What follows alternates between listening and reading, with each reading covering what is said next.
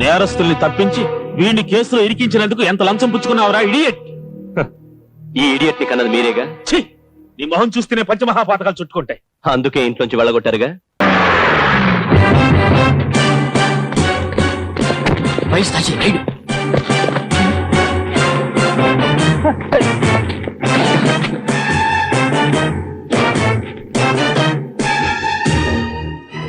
Stock వచ్చి ఎంతకాలం అయింది? 4 months సార్.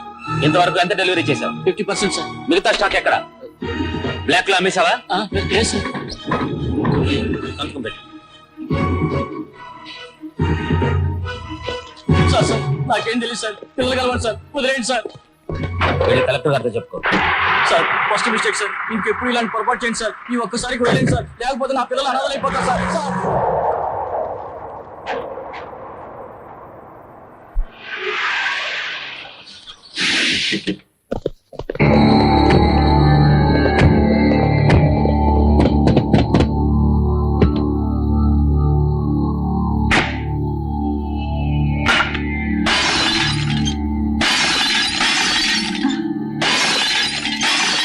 ఏమండి ఏమండి ఏమండి వెళ్ళొద్దు. ఎవరండి వాళ్ళు? పొద్దున్న గొడవల మీద రైడ్ చేశాను, దాని రిజల్ట్.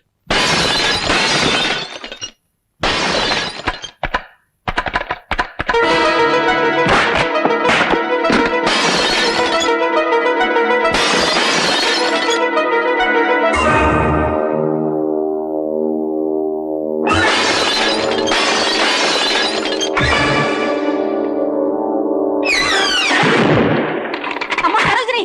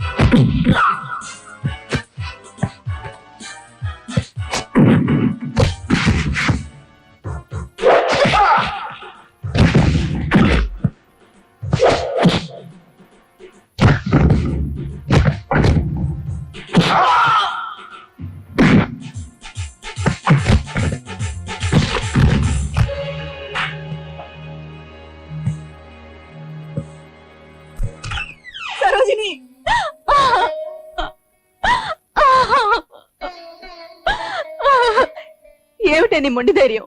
నీ చేతుల్లో తన్నులు తిన్న విధవులు రేపు దారి కాచి నిన్నేమన్నా చేస్తే? నువ్వేం భయపడకమ్మా, నాకేం కాదు. ఏమిటే కాదు?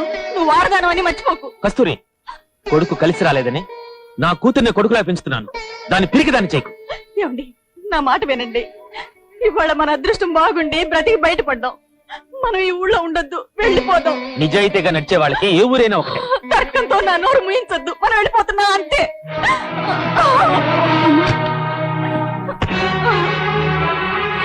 కస్తూరి నా మాట విను. కస్తూరి,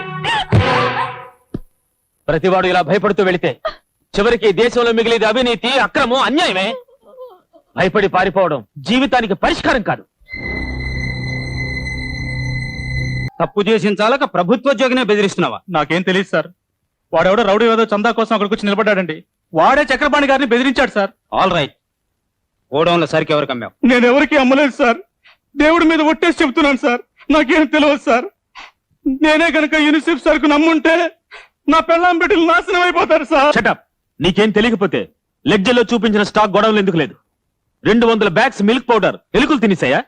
స్కూల్ పిల్లల కోసం తెచ్చిన బట్టలు పిచ్చికలు ఎత్తుకెళ్ళాయా? గోడౌన్లో యూనిసెఫ్ సరుకులు దొంగిలించింది వీడేసా? చెప్పు, నిజం చెప్పు. గోడౌన్లో సరుకు దొంగిలించింది నేనే సార్. దొంగిలించిన సరుకు ఏం చేశావు? చెప్పు. సరుకు తీసి పారిపోతుంటే లారీ గోదావరిలో పడిపోయింది సార్. నన్ను క్షమించండి సార్. సార్, డబ్బు కక్కుతుపడి పని చేశాను సార్. సార్, నన్ను క్షమించండి సార్. సార్, క్రెయిన్ తీసుకువెళ్లి గోదావరిలో పడ్డ లారీని బయట తీయించాం సార్. సరుకు మాత్రం నీళ్లలో కొట్టుకుపోయింది. సార్, జాయింట్ కలెక్టర్ గారు నా మీద పర్సనల్ గట్టితో చక్రపాణి, వాట్ ఈస్ దిస్? అది కాదు సార్, ఇదంతా No. ఏదో- కేసు ఫైల్ చేయండి. నేరస్తుల్ని తప్పించి వీడిని కేసులో ఇరికించినందుకు ఎంత లంచం పుచ్చుకున్నావురా ఇడియట్? ఈ ఇడియట్ ని కన్నది మీరేగా? ఛీ! నీ మొహం చూస్తేనే పంచమహాపాతకాలు చుట్టుకుంటాయి. అందుకే ఇంట్లోంచి వెళ్ళగొట్టారుగా. చూడండి, సాయంత్రం మీ మనవడికి, అంటే నా కొడుక్కి బారసాల. అమ్మను కూడా తీసుకురండి. సిగ్గులేదు? ఏ మొహం పెట్టుకుని బారసాలకు వెళ్తావే? వాడు మన కన్నబిడ్డండి. నాకు కాదు.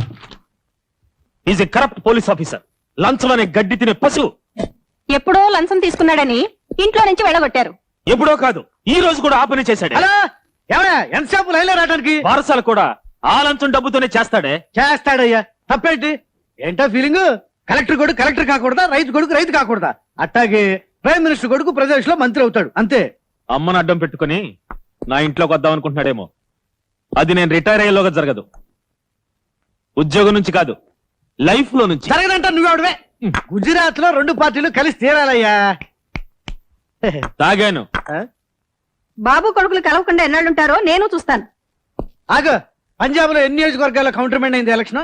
మీరు రాకపోతే మానే కనీసం 1016 ఇవ్వండి. 1016? అవునన్నయ్యా. చచ్చా, అక్కడ ఉన్న నియోజకవర్గాలే 100 అయ్యా. బుల్లి రాష్ట్రం అయ్యా, అంతా చెప్తా. పంజాబ్ బర్నింగ్ ప్రాబ్లం మాట్లాడుతున్నా. అంతకంటే బర్నింగ్ ప్రాబ్లం అయ్యా. చూడు, అదిరింది. ఇదే వెస్ట్ బెంగాల్ వేసి ఉండాలి. ఏ మన ఆంధ్ర వాళ్ళు వేలేరా? ఆ, మా నాన్నకి అంత ప్రతిభ ఎక్కడ వచ్చింది? వేసింది ఆంధ్రుడు, పైగా మన జిల్లా వాడు. మంజిలోవాడా? ఎవడాడు? నన్ను కలుసుకోమని చెప్పు, పైకి తీసుకొచ్చేస్తాను. ఓ పని అయిపోతుంది. మీరు వచ్చినా రాకపోయినా నా మనవని నెత్తిన అక్షంతలు వేసే వస్తాను. కస్తూరిబాయిని గాంధీ గారి భార్య పేరు పెట్టుకోవడం కాదు, నడత కూడా అలాగే ఉండాలి. ఆ ఆవిడ కూడా 2640లో ఒకసారి, 17/3/43లో రెండోసారి గాంధీ గారిని నిలదీసిందట. ఏయ్, ఇవన్నీ నీకెవరు చెప్పారు? అన్నయ్య గారు.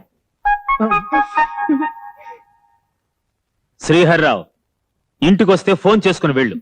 అంతేగాని ఏ డేటున గాంధీ గారి భార్య ఆయన మీద అలిగిందో, ఏ డేటున నెహ్రూ గారికి ఆయన భార్య ఎదురు చెప్పిందో చెప్పి మా ఆవిడ్ని రెచ్చగొట్టకు.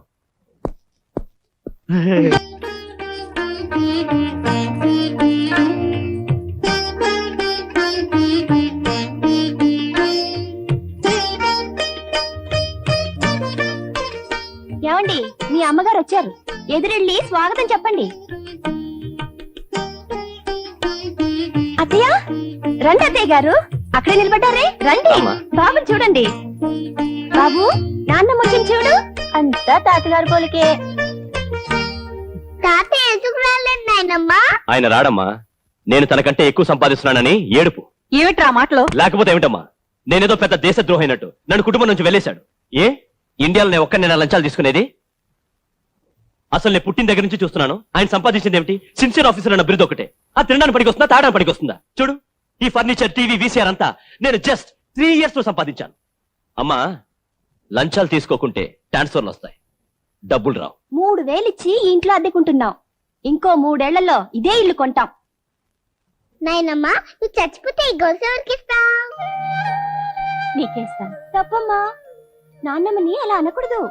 పెద్దవాళ్ళు చిన్న పనులు చేస్తున్నప్పుడు చిన్నవాళ్ళు పెద్ద మాటలు మాట్లాడటంలో తప్పులేదమ్మా. నేను వస్తాను బాబు. తెలుగు వన్